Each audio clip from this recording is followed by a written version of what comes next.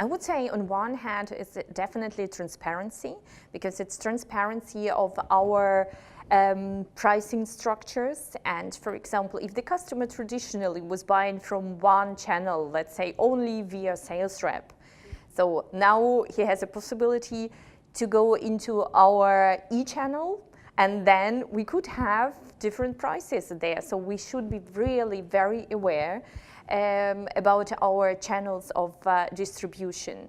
And the other challenge is also, I think it's automation, to automate the processes of ourselves and the customers to make ourselves more profitable.